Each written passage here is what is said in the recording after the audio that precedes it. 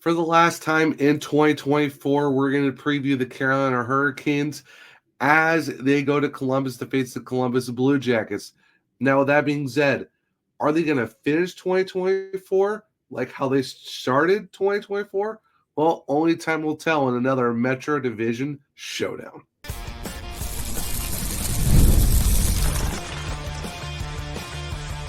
Your Locked On Hurricanes, your daily podcast on the Carolina Hurricanes, part of the Locked On Podcast Network, your team every day.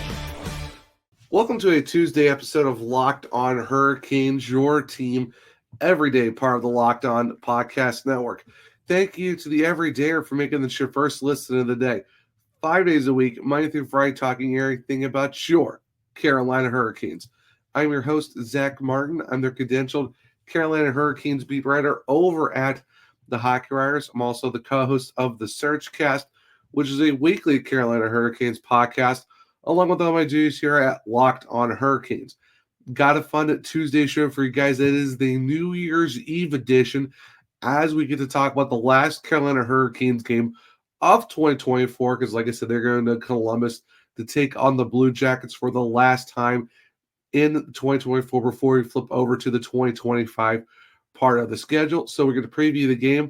What are going to be the keys to the game and the players to watch on both sides of the ice?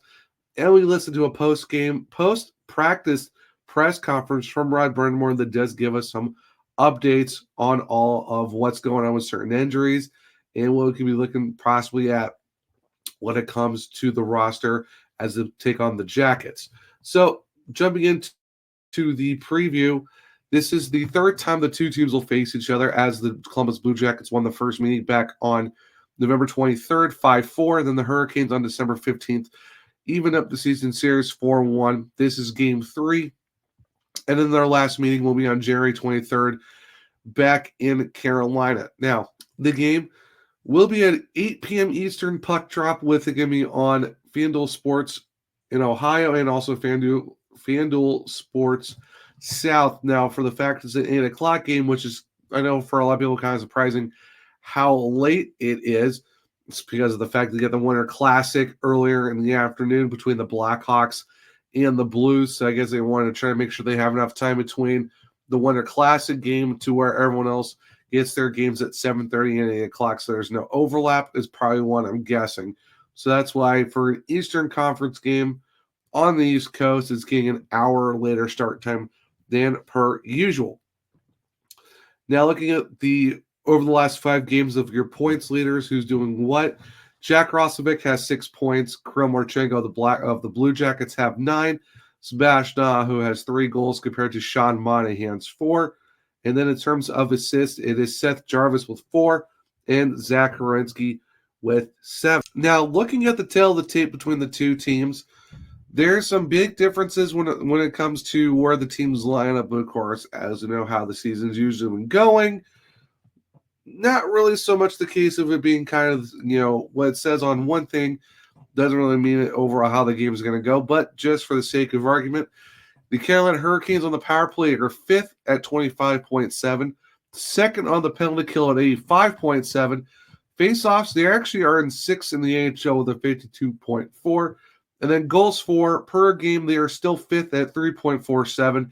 And then goals allowed actually went down a little bit. They are down to 2.81, which is currently 8th. Now, for the Blue Jackets, power play is 17th at 21%, so not terrible. Almost closer to halfway in the terms of the NHL. Penalty kill, a little bit lower than what they would hope for, 75% at 26.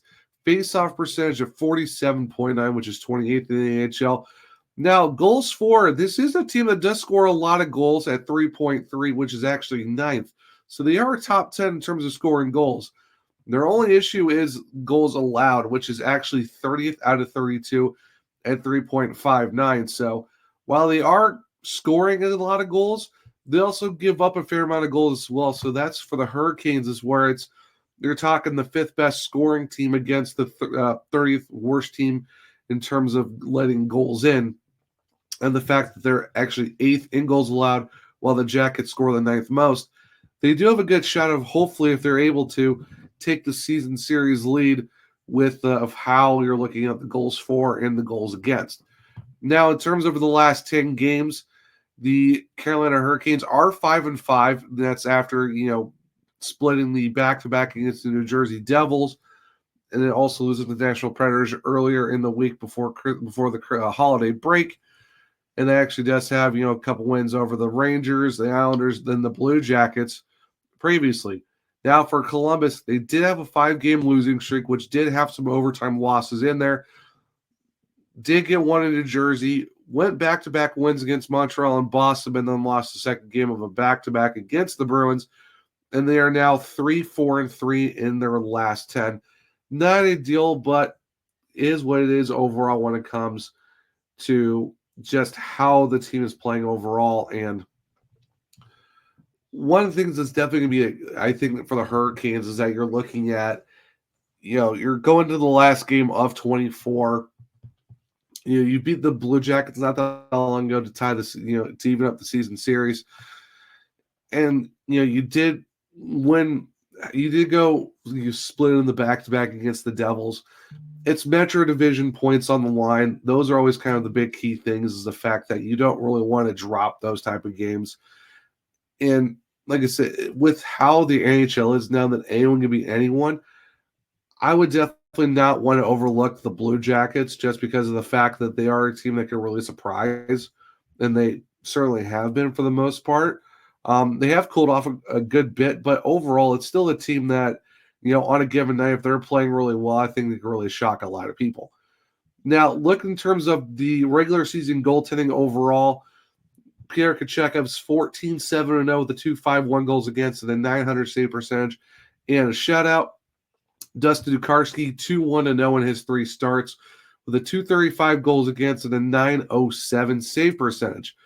For the Columbus Blue Jackets, you got Elvis Merzlikins at an 11-9-3 with a 309 goals against and an 890 save percentage with a shutout of his own. But then Daniel Tarasov, not the greatest stats. You would definitely want, if you're the Jackets, you would hope to have a backup who's kind of giving you some solid numbers. But right now, he is 3-6-1 with a 4.23 goals against and an 857 save percentage. So if you're looking at Columbus, most likely you're going to be seeing Elvis Merzlikins, and I'm definitely going to be seeing that's probably going to be Pierre Kachekov, because I know for practice on Monday at Lenovo Center, it was Kachekov in the starters crease. Now, usually if you hear Walt Ruff on socials, on a non-game day, you kind of take that with a grain of salt of, okay, it doesn't really matter who's in the starting crease. It could just be how it is at practice, but usually how it goes for the Hurricanes, for the most part, who's ever in the starting crease is probably most likely going to be that guy, even with a couple of days off. And with Kachekov starting the first half of the back-to-back, I'm having, Tukarski go on Saturday night.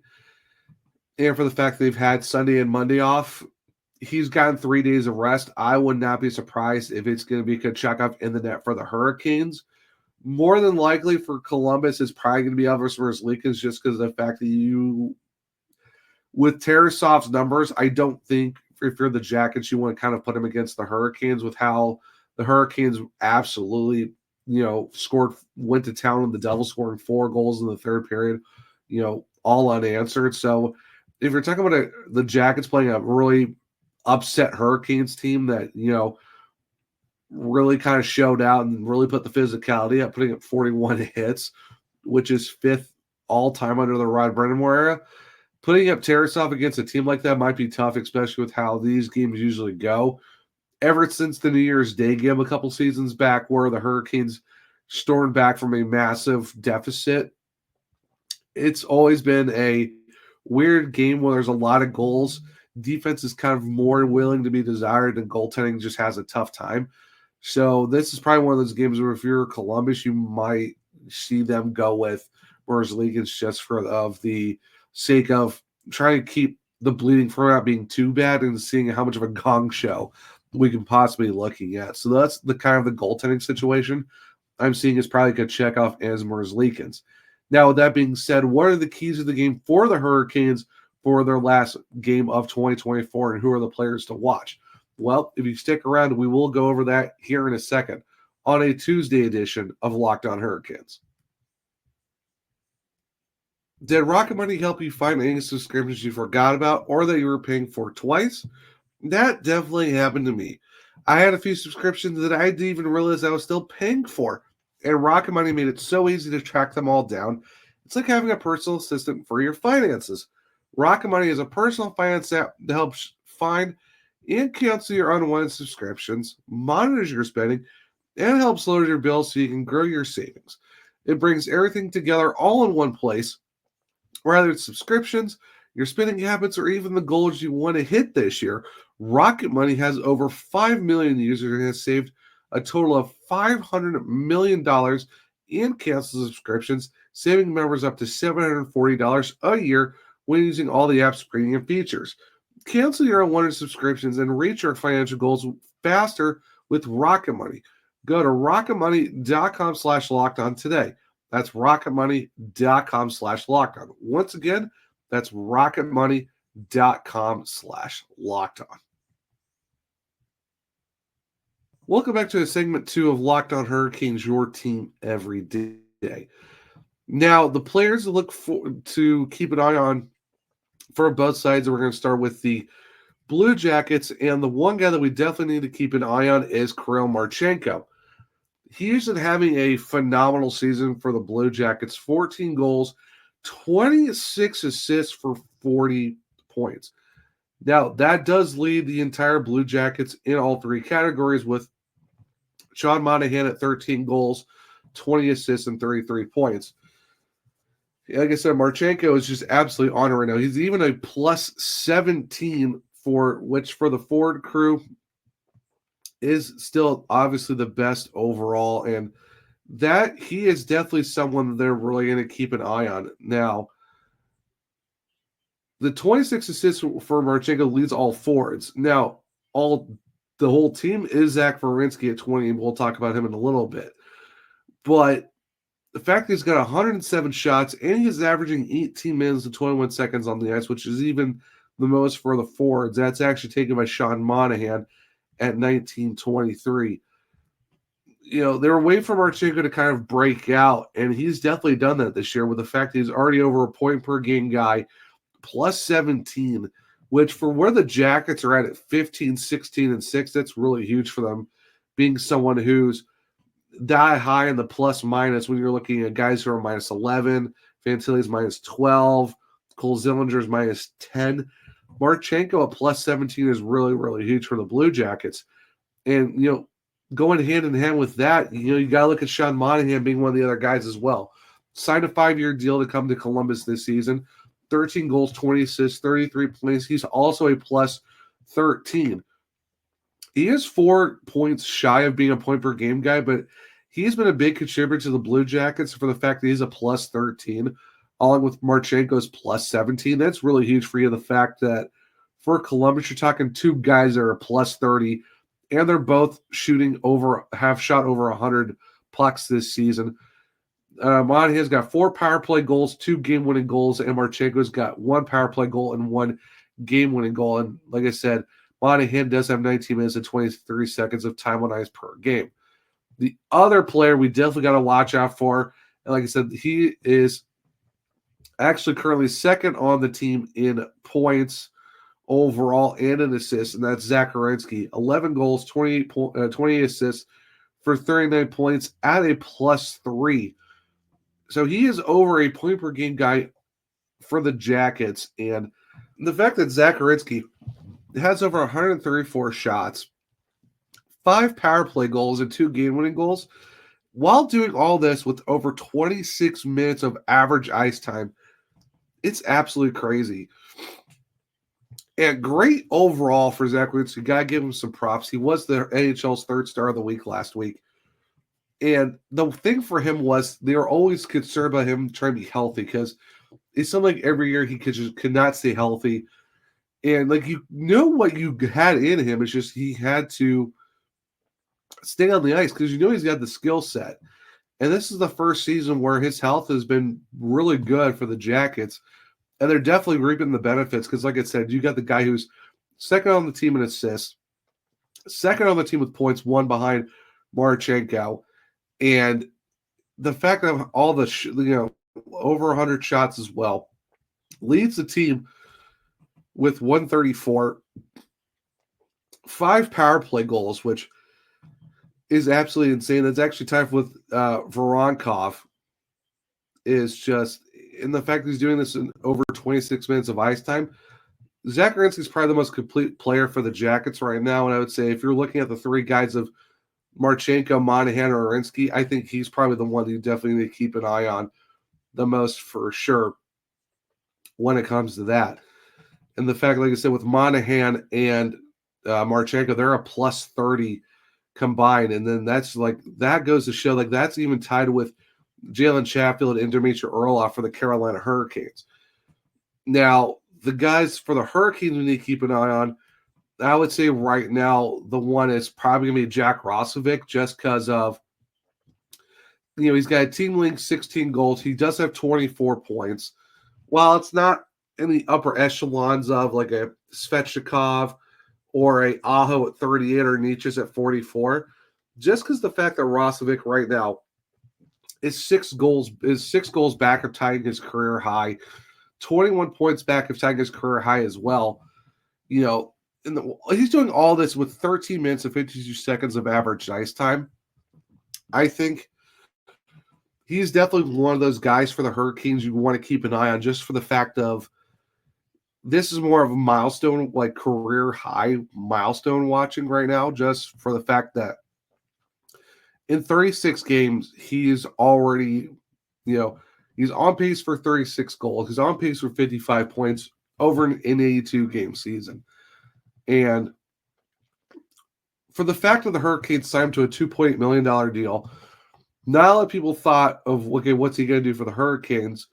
And being able to do what he's been doing so far this season, I think is a very underrated signing for the Hurricanes in terms of the fact that he has put himself in a position where, they thought they were going to bring him in as a right shot center, haven't really done that, threw him on the wing, has been up and down the lineup, but has found a way to bring the scoring that the Hurricanes definitely needed. And the fact that he currently leads the team is very surprising. Coming off of 9 goals last year with the Jackets and the New York Rangers, I don't know if a lot of people saw him popping off as much as he has in terms of goals, but if you're the Hurricanes and the fan base, you can't be upset about that, because the fact that now you're seeing a guy who's being able to contribute the way he has, I think right now is just kind of like, okay, this is what's Jack Roslovic going to do at home with his hometown team? Is going to keep the goal run alive, since he just had 2 in the last game against the New Jersey Devils. The other guy I want to keep an eye on is Sean Walker, because he's been playing really great hockey as of late. Now, in terms of the score sheet, yeah,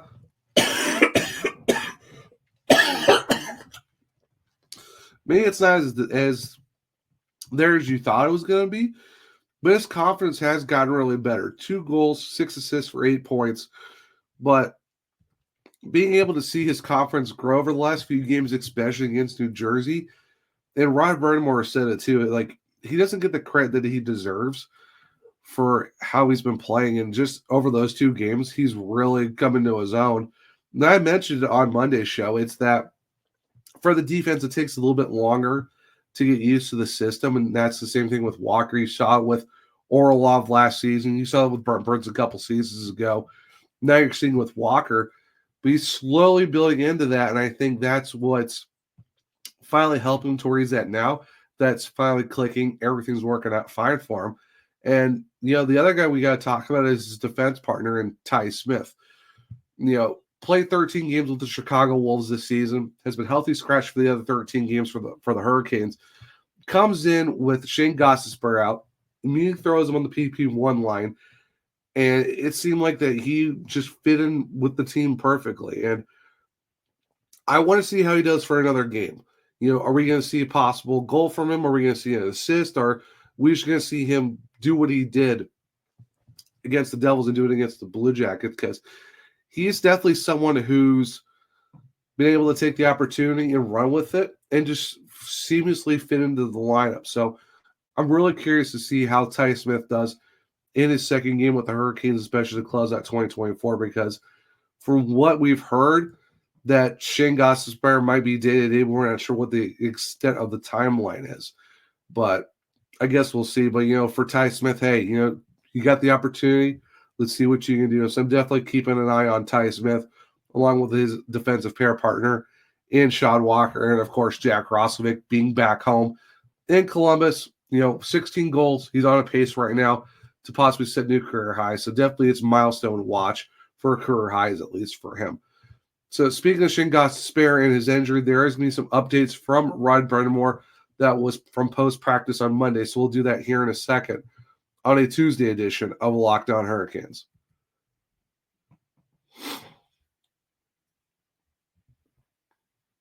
Welcome back to segment 3 of Locked On Hurricanes, your team every day. Like I said, at the end of segment 2, we're going to jump into the post-practice press conference with Rod Brind'Amour after Monday's practice, get his thoughts on some updates of some injuries and what could be looking at going to the Tuesday games against the Columbus Blue Jackets. So without further ado, let's do that right now with Rod Brind'Amour. Right, is Ghost going to be out for a while, or is this day-to-day? It'll be longer than that. I'm not sure the extent of the length of it, but it'll be it's more than day-to-day. That's all I can tell you right now. What's your opinion on Ty Smith and having him as the option for power play one quarterback? What's the what? Sorry? What's your opinion just kind of having Ty Smith run the power play one? Yeah, well, that's kind of what his job is. He's an offensive defenseman and, kind of very similar kind of player as Ghost. Is obviously, Ghost is a big part of that, but I think, give Smitty the first crack there and see if he can, do what he's done really his whole life. I don't want to make too much of a win over the Devils the other night, but talking to Aho, he seemed like it kind of gave the team a spark. Do you feel that way at all? Yeah, I like the way we played, obviously. I think it was a great 60-minute effort, and not that the other game, I thought the night before was a very similar game. We were able to capitalize on our chances, and which is really what the game's about. It's limiting as best you can the other team, and then got to capitalize on your opportunities, and that was really the difference in that game. We had a few more opportunities the other night, but I thought overall we've the last couple of games have been really, really good. You talked about Sean Walker's performance after one of those games, and especially with Ghost now being out longer than just day-to-day, how important is it for him to keep playing the way he's playing, being so flexible, being able to play with different lines and different people? He's a key. Every guy has a very important role in our team. And we need everyone to do that role, whatever we're asking him to do. And he's, whether I ask him to play the power play, he can do that. And he's going to obviously play with different partners, like you mentioned. So you got to be flexible there, and you got to be willing to do that and able to do that. And he clearly is. With this being the final game of the calendar year, as you look back on the past 3 months, start of the season, how would you assess it? Yeah, I think it's been. I think. I love the group. I think we've established that we have good people in here that really want to do it right. I think we've been a little, inconsistent at times, but not like in games. It's almost like in parts of games where we got to just kind of get that out. But overall, really pleased with how hard the guys work and how they come ready to go. And we still got a ways to go, obviously, to get to where we want to get to at the level of play we want it to. But I think we have a willingness to do that. Point-wise, it was a really hot start for Netchi. Maybe a little bit hard to come by as of late, but as you told us many times, that's not the end-all be-all. How have you viewed his game as of late? I think we always get caught up in points for every player. It just feels like that's the way you gauge him. And I mean, yeah, there's some truth to that, but there's more to it than that, a lot more. And your overall game, are you creating? Are you giving up chances? Those are really the be-all, end-all of it. If you're getting more opportunities than you're giving up, then it should be, in the long run, it should work in your favor. And I think, in his case, he was just really hot at the start of the year. I mean, he's playing really well. I don't think he's not playing well. I think it's just the coolness. You're going to come down to earth a little bit. He's a unique player, right? Like he's got unbelievable skill and talent, and I think he needs to also remember too that you got to play the other stuff and be a little more, just the 5-on-5 grittiness. He showed that the other night. Like, I mean, that you can add that to his game. We already know that other stuff is as elite as it can come, and that'll help him and our group. Big thank you to Rod Brind'Amour and the Carolina Hurricanes for that, as always. And yeah, you kind of heard it from Rod in terms of Shane Gostisbehere. Day to day, we're not really sure what the deal of that is.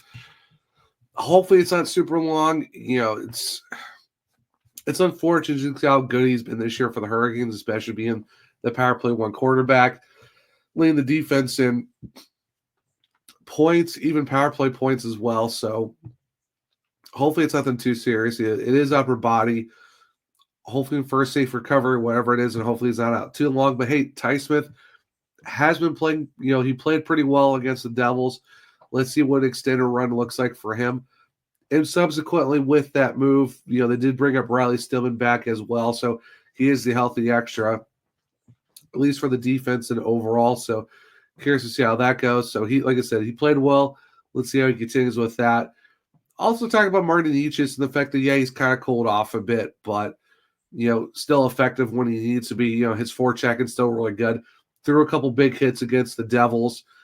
And, while it's not the end-all be-all for the points, it was good to see him, being in a run that he was on.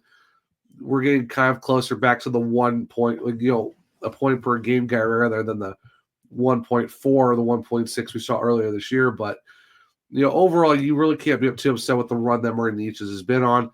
It does seem like teams are targeting him a little bit more, so if we get more of the big guys like Svechnikov and Jarvis and Aho and all of them kind of being consistently scoring goals and making some big impacts, I think that might take the light off of Necas, who's been, I feel like teams have been neutralizing him a little bit more in terms of his goal scoring, but overall I think he'll kind of a bounce back. I mean, every player they go through a dry spell or, they're not putting up a lot of points like they were at the beginning of the season, but we'll definitely see some bounce back from him for sure. But it'll be interesting to see how that turnaround is going to be. But overall, I mean, you really can't be too upset with how Martin Necas has been playing.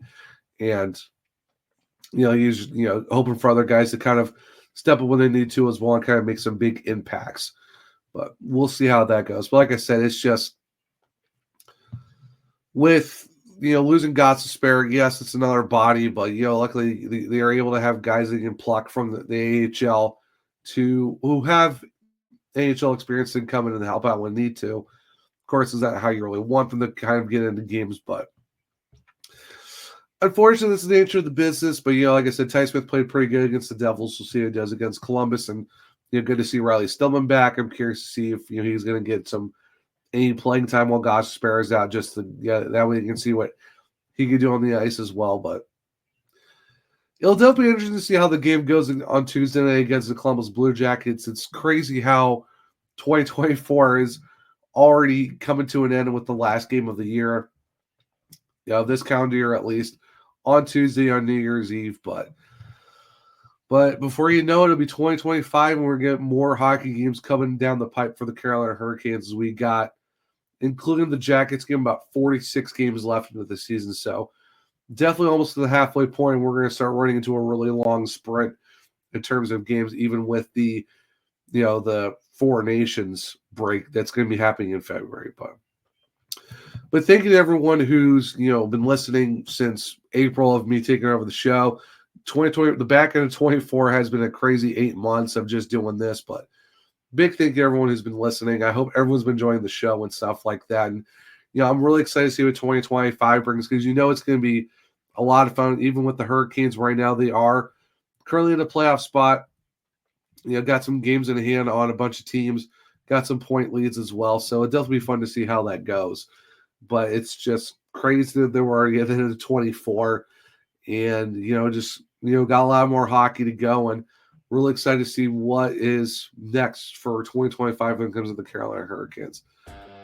But guys, that will wrap up this, last episode of 2024 and previewing the last game of this calendar year as well.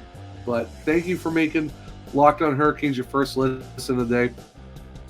For your second listen, make sure to check out Lock On Fantasy Hockey. Become a fantasy hockey expert and get the edge over your league mates with daily tips from Steal and Flip. Find Locked On Fantasy Hockey on YouTube or wherever you listen to your podcast.